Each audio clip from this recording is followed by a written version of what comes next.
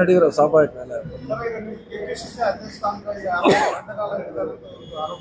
ಏನು ಅಡ್ಡಗಾಲ ಇಲ್ಲ, ಒಂದೇ ವ್ಯಕ್ತಿ ಒಂದೇ ಪೋಸ್ಟ್ ಅಷ್ಟೇ.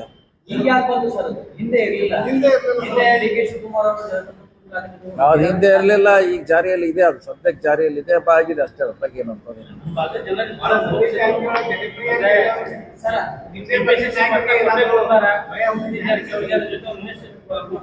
ಏನೋ ಇಲ್ಲ, ಒಂದೇ ಹುದ್ದೆ ಒಂದೇ ಒಂದೇ ಸಿದ್ದರಾಮಯ್ಯ ಅವರನ್ನು ಪರಮೇಶ್ವರ್ ಅವರನ್ನ ಸಿದ್ದರಾಮಯ್ಯ ಅವರೇ ಸೋಲಿಸಿದ್ರು, ದಲಿತ ವಿರೋಧಿ ಅಂತ ಹೇಳಿ ಆ ಯುವ ನಾಯಕರನ್ನು ಕಟ್ಟಿ ಹಾಕುವಂತ ಅದಾದ ನಂತರ ಈಗ ಏನಕ್ಕೆ ಸತೀಶ್ ಜಾರಕಿಹೊಳಿ ಅಹಿಂದ ನಾಯಕರೇ ಟಾರ್ಗೆಟ್ ಆಗ್ತಾ ಇದ್ದಾರೆ ರಾಜಕಾರಣ. ಅದು ಇತಿಹಾಸದಲ್ಲಿ ಇದ್ದಾರೆ, ಈಗ ಗೊತ್ತಲ್ಲ, ಸುಮಾರು ವರ್ಷದಿಂದ ಇತಿಹಾಸದಲ್ಲಿ ಬಂದಿದೆ. ಹಂಗೆ ಹೆಚ್ಚು ಟಾರ್ಗೆಟ್ ಮಾಡುವಂತ ಪ್ರಯತ್ನ ನಮ್ಮ ಶೋಷಿತರಲ್ಲೇ ಆಗುತ್ತೆ. ಅದೇನು ಹೊಸದಲ್ಲ, ಅದು ಮೀರಿ ಬೆಳಿಬೇಕಾಯ್ತು ಅಷ್ಟೇ. ನಾವು ಮೀರಿ ಬೆಳಿಬೇಕಷ್ಟೇ. ಈಗ ಯಾರು ಟಾರ್ಗೆಟ್ ಮಾಡಿದ್ರು ನೋಡೋಣ, ಪೊಲೀಸ್ ತನಿಖೆ ಮಾಡ್ತಿದ್ದಾರೆ, ಮಾಡಿದ ಗೊತ್ತಾಗ್ತದೆ. ಇಲ್ಲ ಹಾಗೇನಿಲ್ಲ, ನಮಗ್ ಗೌರವ ಎಷ್ಟು ಕೊಡ್ಬೇಕು ಪಕ್ಷ ಅಷ್ಟು ಕೊಟ್ಟಿದೆ. ಇನ್ನು ನಮ್ಕಿಂತ ಸೀನಿಯರು, ನಮ್ಕಿಂತ ಇನ್ನೂ ಹೆವಿ ವೇಟ್ಸ್ ಹೊರಗಿದ್ದಾರೆ, ನಮಗ್ ಒಳಗಿದ್ದೀವಿ. ನಾವು ಅಷ್ಟೇ ಖುಷಿ ಪಡ್ಬೇಕಷ್ಟೇ.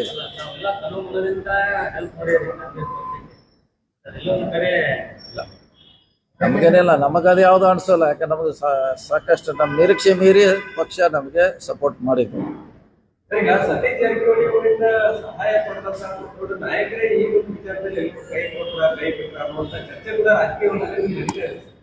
ರಾಜಕೀಯದಲ್ಲಿ ಏನೋ ಚರ್ಚೆ ಆದ್ರೂ ಕೂಡ ನಮಗೆ ಸಿಗ್ಬೇಕಂತ ಗೌರವ ಸಿಕ್ಕಿದ್ರೆ ನಮ್ಮ ಜೊತೆ ಯಾರಿದಾರ ಅವರೆಲ್ಲ ಇದ್ದಾರೆ.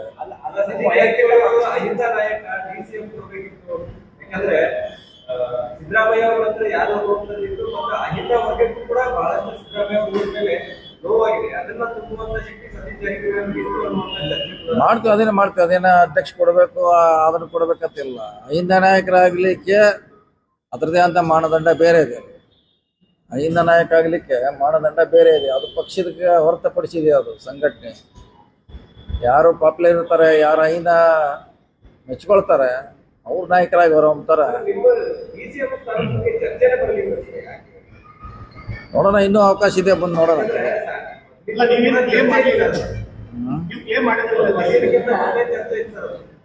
ಅಹಿಂದ ನಾಯಕರಾದ ಮತ್ತೊಂದು ಕಡೆ ವಾಲ್ಮೀಕಿ ಸಮುದಾಯವನ್ನ ಈ ಬಾರಿ ಬಹಳಷ್ಟು ನಿಲ್ಲಿಸಿದ್ದಾರೆ. ಬಹಳಷ್ಟು ಜನ ಶಾಸಕರು ಇದೇ ಪ್ರಥಮ ಬಾರಿಗೆ ಅಷ್ಟು ಸಂಖ್ಯೆಯಲ್ಲಿ ಆಯ್ಕೆಯಾಗಿದ್ದಾರೆ. ಆ ಸಮಾಜಕ್ಕಾಗಿರ್ಬೋದು, ಜೊತೆಗೆ ಅಹಿಂದ ವರ್ಗಕ್ಕಾಗಿರ್ಬೋದು. ಅದು ಎಲ್ಲೋ ಒಂದ್ ಕಡೆ ನಿಮ್ಗ ಈ ರೀತಿ ಇದು ಮಾಡಿದ್ದು ಅಸಮಾಧಾನ ಆಗಿದೆ. ನಮಗಂತೂ ಅಸಮಾಧಾನ ಇಲ್ಲ.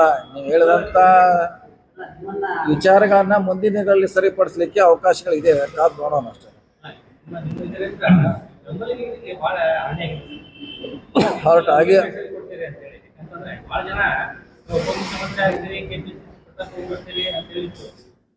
ಅದೇ ಹೇಳ, ಇನ್ನೂ ಅವಕಾಶ ಇದೆ, ಅವಕಾಶ ಕಾಯೋಣ. ಏನ ಅವಕಾಶಗಳೇನು ಮಿಂಚಿ ಹೋಗಿಲ್ಲ, ಕಾಯೋಣ.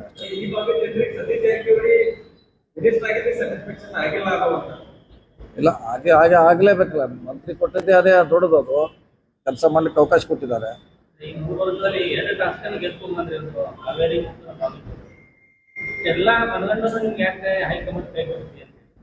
ಏನು ಕೊಟ್ಟಿಲ್ಲ, ವೇಟ್ ಮಾಡೋಣ.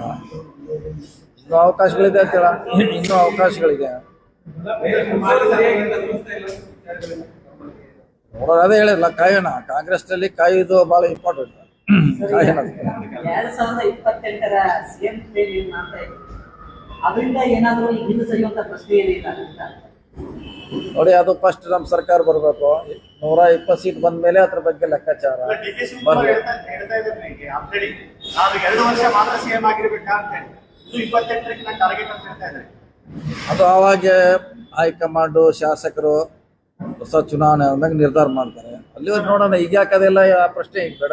ಸರ್, ಈಗ ಒಬ್ಬ ವ್ಯಕ್ತಿ ಬಂದ್ರೆ ಹುದ್ದೆ ಅಂತ ಹೇಳ್ತಾ ಇದ್ದಾರೆ. ಕೆಪಿಸಿಸಿನೇ ಆಯ್ಕೆ ಮಾಡ್ಕೋಬೋದಾಗಿಲ್ಲ. ಸಚಿವ ಸ್ಥಾನಕ್ಕೆ ಮತ್ತೆ ಬೆಳಗಾವಿ ಹಿಡಿತಕ್ಕಿದೆ ಅನ್ನೋ ಕಾರಣ ಅಥವಾ ಇನ್ನೊಂದು ಕೆಪಿಸಿಸಿ ಪಟ್ಟಕ್ಕೆ ಹೋಗಿದ್ರೆ ಇಡೀ ರಾಜ್ಯದಲ್ಲಿ ಪಕ್ಷವನ್ನು ಸಂಘಟಿಸಲಿಕ್ಕೆ ಅವಕಾಶ ಇದೆ. ನೋಡಿ, ನಾವು ಕೊನೆಯದಾಗಿ ಹೇಳಿದ್ವಿ, ಪಕ್ಷ ತೀರ್ಮಾನ ಮಾಡಿದ್ದು ನಾವು ತೊಗೊಳಕ್ ರೆಡಿ ಅಂತ ಹೇಳಿದ್ವಿ ಅಷ್ಟೇ.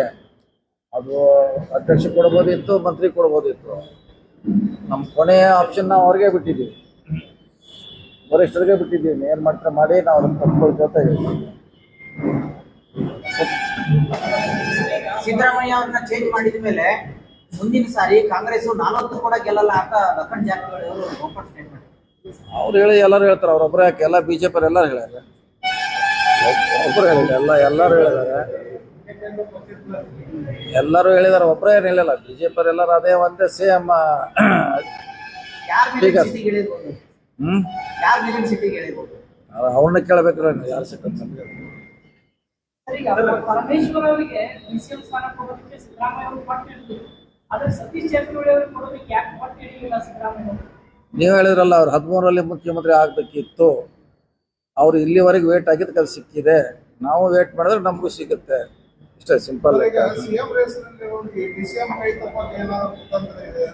ಯಾವ್ದ್ರೆ ಸಿಎಂ ರೇಸ್ ನಲ್ಲಿ ಡಿಸಿಎಂ ಕೈ ಸರ್ ಯಾಕೆ ಸರ್ ಅನ್ಸಿಕೆ?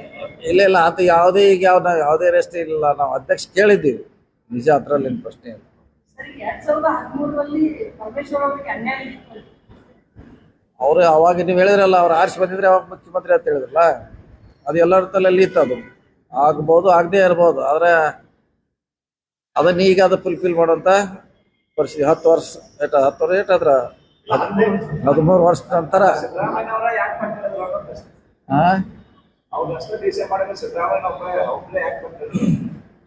ಅವ್ರನ್ನ ಕೇಳ್ಬೇಕು ನೀವು. ಅದ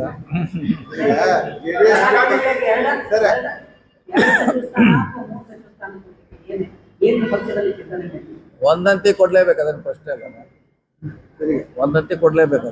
ಅದು ಈಗ ಸಿದ್ದರಾಮಯ್ಯ ಅವರು ಜೆಡಿಎಸ್ ಬಿಟ್ಟು ಬಂದಾಗ ಸತೀಶ್ ಜಾರಕಿಹೊಳಿ ಅವರು ಅವತ್ತಿನಿಂದ ಇವತ್ತಿನವರೆಗೂ ಅವ್ರ ಪರವಾಗಿ ನಿಂತಿದ್ರು. ಆದ್ರೆ ಸತೀಶ್ ಜಾರಕಿಹೊಳಿ ಅವರಿಗೆ ಅಧಿಕಾರ ಕೊಡೋ ವಿಚಾರ ಬಂದಾಗ ಸಿದ್ದರಾಮಯ್ಯನವರು ನಿಲ್ಲಿಲ್ಲ ಅಂತ ನಿಮ್ಮ ಅಭಿಮಾನಿಗಳನ್ನ ಆರೋಪ. ನೋಡಿ, ಅಡ್ಜಸ್ಟ್ಮೆಂಟ್ ಎಷ್ಟು ಮಂದಿ ಕೊಡಿಸ್ಬೇಕು ಅವರು?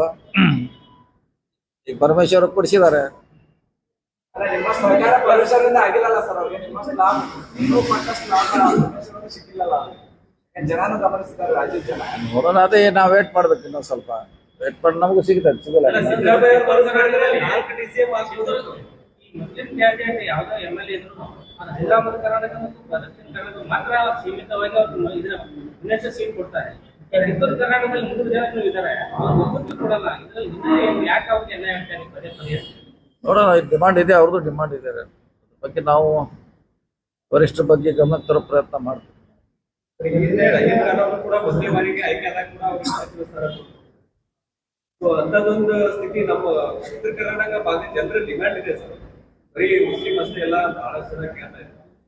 ನೋಡೋಣ, ಅದ್ರ ಬಗ್ಗೆ ನಾವು ಕೂಡ ಚರ್ಚೆ ಮಾಡ್ತೀವಿ, ಅವರೆಷ್ಟು ಗಮನಕ್ಕೆ ತರುವಂತ ಪ್ರಯತ್ನ ಮಾಡ್ತೀವಿ. ನೀವಾಗಲೂ ಕೂಡ ನಿನ್ನೆ ಬಂದು ಭೇಟಿಯಾಗಿದ್ದಾರೆ, ಇನ್ನು ಕೂಡ ಗೋಕಾಕದಲ್ಲಿ ಭೇಟಿಯಾಗಿದ್ರೆ ಪ್ರಯತ್ನ ಮಾಡ್ತೀವಿ.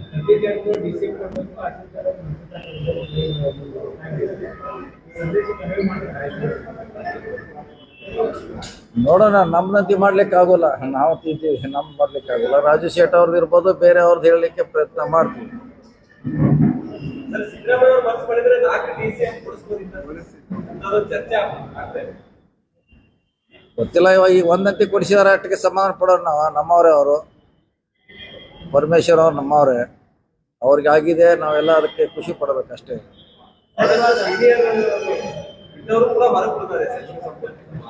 ಬರ್ತಾರೆ, 2ನೇ ಹಂತದಲ್ಲಿ ಬರ್ತಾರೆ, ಬಹಳಷ್ಟು ಜನ ಸೀನಿಯರ್ ಒಳಗೆ ಬರ್ತಾರೆ, 2ನೇ ಹಂತದಲ್ಲಿ ಬರ್ತಾರೆ. 2 ವರ್ಷದಲ್ಲಿ ಏನಾದರೂ ಮಹತ್ವದ ಇಲಾಖೆ ಯೋಜನೆಗಳು, ಅಭಿವೃದ್ಧಿ ಕಾರ್ಯಗಳು, ಚುನಾವಣೆ ವರ್ಷ ಹೌದೌದು, ಟೆಂಡರ್ ಮಾಡ್ಲಿಕ್ಕೆ ಡಿಲೇ ಆಗ್ತಾ ಇದೆ, ಟೆಕ್ನಿಕಲಿ ಪ್ರಾಬ್ಲಮ್ ಇದೆ ಬಹಳ. ಈ ಮಂತ್ ಎಂಡ್ಗೆ ಟೆಂಡರ್ ಮಾಡ್ತೀವಿ. ಸರ್, ಇವಾಗ ಅಹಿಂದ ಸಂಘಟನೆ ಕುರಿತಾಗಿ ಎಲ್ಲ ರಾಜಕೀಯ ಬೆಳವಣಿಗೆಗಳು, ಅಹಿಂದ ಸಂಘಟನೆ ಯಾವ ರೀತಿ ಮುಂದೆ ಸಂಘಟನೆ ಆಗ್ತದೆ? ಈಗ ಒಬ್ರಿಗೊಬ್ರು ಈ ರೀತಿ ಒಂದು ರಾಜಕೀಯ ಬೆಳವಣಿಗೆ ನೋಡ್ತಾರೆ, ಯಾವ ರೀತಿ ಒಂದು ಅಹಿಂದ ಸಂಘಟನೆ ಮಾಡಲಿಕ್ಕೆ ನೋಡಿ, ಅಹಿಂದ ಸಂಘಟನೆ ಮಾಡ್ಲಿಕ್ಕೆ ಅದಕ್ಕೆ ಪ್ರತ್ಯೇಕವಾದ ಸಂಘಟನೆ ಇದೆ. ಅದರಿಂದ ನಮಗೆ ರಾಜಕೀಯ ಲಾಭ ಆಗ್ತದೆ, ಅಹಿಂದದಿಂದ ನಮಗೆ ರಾಜಕೀಯ ಲಾಭ ಆಗ್ತದೆ, ವಿಶೇಷವಾಗಿ ಕಾಂಗ್ರೆಸ್ ಇರೋರಿಗೆ. ಅದನ್ನ ನಾವು ಪ್ರೋತ್ಸಾಹ ಮಾಡಬೇಕು, ಬೆಳೆಸುವಂತ ಪ್ರಯತ್ನ ಮಾಡ್ಬೇಕು, ಅಷ್ಟೇ ನಮ್ಮ ಕೆಲಸ. ಬೆಳಗಾವಿ ರಿಂಗ್ ರೋಡ್ ಸೇರಿದಂತೆ ಬಾಕಿ ಉಳಿದಿದೆ. ನೋಡೋಣ, ಅದು ರೀಟೆಂಡರ್ ಮಾಡೋದ್ರಿಂದ ಮತ್ತೆ ಪ್ರಾಬ್ಲಮ್ ಆಗಿದೆ, ರೀಟೆಂಡರ್ ಮಾಡಿದ್ದಾರೆ. ಸೊ ಬೇಗ ಮುಗಿಸ್ಲಿಕ್ಕೆ ಪ್ರಯತ್ನ ಮಾಡ್ತಾ ಇದೀವಿ ನಾವು ಕೂಡ. ಫ್ಲೈಓವರ್ ಈ ತಿಂಗಳ ಎಂಡಿಗೆ ಟೆಂಡರ್ ಮಾಡ್ತೀವಿ, ಮಳೆಗಾಲ ನಂತರ ಕೆಲಸ ಪ್ರಾರಂಭ. ಒಳ್ಳೆ ಸಿದ್ದರಾಮಯ್ಯ ಸ್ಥಾಪನೆ ಮಾಡಬೇಕು ಪ್ಲಾನ್ ಮಾಡಿದ್ರು. ಪ್ಲಾನ್ ಇತ್ತು, ಏನು ಮಾಡ್ಬೇಕಲ್ಲ, ಅದು ಅನಿವಾರ್ಯ. ಮತ್ತು ಪರಿಸ್ಥಿತಿ ಬದಲಾವಣೆ ಆಯ್ತು, ಏನು ಮಾಡೋಕ್ಕಾಗಲ್ಲ. ಸಿ ಎಂ ಜಿಲ್ಲಾಧಿಕಾರಿ ಕಚೇರಿನೂ ಹಾಗೆ ಯಾವುದೇ ಜಿಲ್ಲಾಧಿಕಾರಿ ಕಚೇರಿ ಆಲ್ರೆಡಿ ಟೆಂಡರ್ ಆಗಿದೆ, ಅದು ಆಲ್ರೆಡಿ ಟೆಂಡರ್ ಆಗಿದೆ. ನಮ್ಮ ವಾತಾವರಣ ಅದನ್ನ ಎಲ್ಲ ಸಿಟ್ಟು ಒಂದ್ ಸ್ವಲ್ಪ ಮಾಡ್ತಾರೆ. ಎಲ್ಲ ಮೂರು ಕೂಡ ಮಾಡ್ತೀನಿ. ಸರ್ ಮಾರ್ಕೆಟ್ ಸಮಸ್ಯೆಯಿಂದಾಗಿ ಸಾಕಷ್ಟು ಜನ ಈಗ ರೋಡ್ ಮೇಲೆ ನಿಂತು ಮಳೆಗಾಲ ಶುರುವಾಗಿದೆ, ಸಾಕಷ್ಟು ತೊಂದರೆ ಆಗ್ತಾ ಇದೆ. ನೋಡಿ, ಅದು ಈಗಾಗಲೇ ಮಳೆಗಿನ ವ್ಯವಸ್ಥೆ ಇನ್ನ ನಾವು ಕೊಟ್ಟದವ್ರಿಗೆ 3 ತಿಂಗಳು ಮಾತ್ರ ನಮ್ಮ ಅವಕಾಶ ಇತ್ತು. ಮತ್ತೆ 3 ತಿಂಗಳು ಎಕ್ಸ್ಟೆಂಡ್ ಮಾಡಿದ್ದೀವಿ. ಸೊ ಈಗ ಅವರು ಖಾಲಿ ಸುಮಾರು ಶಾಪ್ ಖಾಲಿ ಇದೆ, ಅಲ್ಲಿ ಅಕ್ಯುಪೈ ಮಾಡಿದ್ರೆ ಅವ್ರಿಗೂ ಒಳ್ಳೆಯದು, APMC ಒಳ್ಳೇದಾಯ್ತು. ವಿಜ್ಞಪ್ತಿ ಆಗಿಲ್ಲ ಸರ್, ಪದೇ ಪದೇ ಸಭೆಗಳಾಗ್ತಾ ಇದೆ, ವಿಜ್ಞಪ್ತಿ ಏನು ಅಲ್ಲ, ಈಗೇನು ಮಾಡ್ಲಿಕ್ಕೆ ಆಗಲ್ಲ, ಯಾಕಂದ್ರೆ ಕೋರ್ಟಲ್ಲಿ ಆಗೋದ್ರಿಂದ ಅವರು ಮತ್ತೆ ಅಲ್ಲಿ ವಾಪಸ್ ಹೋಗ್ಲಿಕ್ಕೆ ಆಗೋಲ್ಲ. ಖಾಲಿ ಇದಾವೆ ಅಂತಿದ್ದಾರೆ, ಲಾಸ್ಟ್ ಅಲ್ಲಿ ಕೊಡ್ತಾ ಇದ್ದಾರೆ, ಎಲ್ಲೋ ಪಾರ್ಕಿಂಗ್ ಅಲ್ಲಿ ಇರುವಂತ ಅಂಗಡಿಗಳನ್ನು ಕೊಡ್ತಾ ಇದ್ದಾರೆ. ಹಂಗಾದ್ರೆ ಸಮಸ್ಯೆ ಆಗುತ್ತೆ ಅನ್ನುವಂಥದ್ದು ಅವ್ರ ಕಡೆ. ನೋಡಿ, ಅದನ್ನ DC ಅವ್ರಿಗೆ ಒಪ್ಸಿದ್ವಿ. DC ಅವ್ರಿಗೆ ಜಾಗೃತಿ ಮಾಡ್ಲಿಕ್ಕೆ ಹೇಳಿದ್ವಿ, ಅವರೇ ಮಾಡ್ಬೇಕು ಅಷ್ಟೇ. ಸರ್ಕಾರ ಮೂಢನಂಬಿಕೆಗಳ ವಿರುದ್ಧಾಗಿ ತಾವು ಹೋರಾಟ ಮಾಡಿದ್ರಿ. ಸಿದ್ದರಾಮಯ್ಯ ಸಾಹೇಬರು ಈಗಿನ ಮುಖ್ಯಮಂತ್ರಿಗಳು ಅದ್ರ ಕಡೆ ಹೆಚ್ಚಿನ ಒತ್ತು ಕೊಡ್ತಾ ಇದಾರ ಅನ್ಸ್ತಾ ಇದೆ ಸರ್. ಈಗಾಗಲೇ ಪ್ರಮಾಣ ವಚನ ಸ್ವೀಕರಿಸುವ ಸಮಯದಲ್ಲೂ ಕೂಡ ಒಂದು ಹೊಸ ದೇವರುಗಳನ್ನ ಸೃಷ್ಟಿ ಮಾಡಿ ಕರ್ನಾಟಕ ಜನತೆಗೆ ತೋರಿಸಿದ್ರು. ನೋಡಿ, ನಾವು ಹೊಸ ಮುಖ್ಯಮಂತ್ರಿಗಳಿಂದ ಅವ್ರೇನು ಮಾಡ್ತಾರ, ಜ್ಯೋತಿಷ್ ಕೇಳ್ತಾರ, ಭವಿಷ್ಯ ಕೇಳ್ತಾರ, ಏನು ಅಂತಾರ, ಅದು ನಮಗೆ ಕನ್ಸರ್ನ್ ಇಲ್ಲ. ನಮಗೆ ಕರ್ನಾಟಕ ಅವರ ಅವಧಿಯಲ್ಲಿ ಡೆವಲಪ್ ಆಗಬೇಕು, ಪಕ್ಷ ಸಂಘಟನೆ ಆಗಬೇಕು, ಮತ್ತೆ 28ಕ್ಕೆ ನಾವು ಬರಬೇಕು ಅನ್ನೋದು ಅಷ್ಟೇ. ನಾವು ಅವ್ರ ಕಡೆಯಿಂದ ನೋಡೋದು. ಅವ್ರು ಅಲ್ಲಿ ಪೂಜೆ ಮಾಡಿದ್ರ, ಇಲ್ಲಿ ಹೋಗಿದ್ರ, ಅದು ನಮಗೆ ಕನ್ಸರ್ನ್ ಅಲ್ಲ. ನಮಗೆ ಕನ್ಸರ್ನ್ ಇರೋದು ರಾಜ್ಯದ ಜನತೆಗೆ ಒಳ್ಳೇದಾಗಬೇಕು. ಆಮ್ಯಾಗೆ ಪಕ್ಷ 28ರಲ್ಲಿ ಮತ್ತೆ ಅಧಿಕಾರ ಕೊಡೋದು, ಎರಡೇ ನಾವು ಅವ್ರ ಕಡೆಯಿಂದ ನಿರೀಕ್ಷೆ ಮಾಡ್ತಾ ಇದ್ವಿ. ಕಾಂಗ್ರೆಸ್ ಪಕ್ಷ ಜಾತ್ಯತೀತ ನಿಲುವನ್ನು ತಗೊಂಡ್ ಹೋಗ್ತಾ ಇದೆ. ನೀವು ಜನರಿಗೆ ಏನ್ ಸಂದೇಶ ಕೊಡ್ತಾ ಇದ್ದಾರೆ? ಈ ಇದರಿಂದ ಮುಖ್ಯಮಂತ್ರಿಗಳು ಜನರಿಗೆ ಏನ್ ಸಂದೇಶ ಕೊಡ್ತಾ ಇದ್ದಾರೆ? ಅದು ಪಕ್ಷದ ಕಾರ್ಯಕ್ರಮ ಅಲ್ಲ, ಅದು ಅವ್ರ ವೈಯಕ್ತಿಕವಾಗಿರುವಂತ ಕಾರ್ಯಕ್ರಮ. ಕಾರ್ಯಕ್ರಮಗಳಲ್ಲಿ ಇಂಥದೊಂದು ಕಾರ್ಯಕ್ರಮಗಳನ್ನ ಅನುಷ್ಠಾನ ಮಾಡ್ತಾ ಇದ್ದಾರೆ, ಇಂಥದೊಂದು ಪದ್ಧತಿಗಳನ್ನ ಪಾಲನೆ ಮಾಡ್ತಾ ಇದ್ದಾರೆ. ಎಸ್, ನೀವು ಹೇಳೋದು ನಿಜ, ಅದನ್ನ ನಾವು ಒಪ್ಕೋತೀವಿ.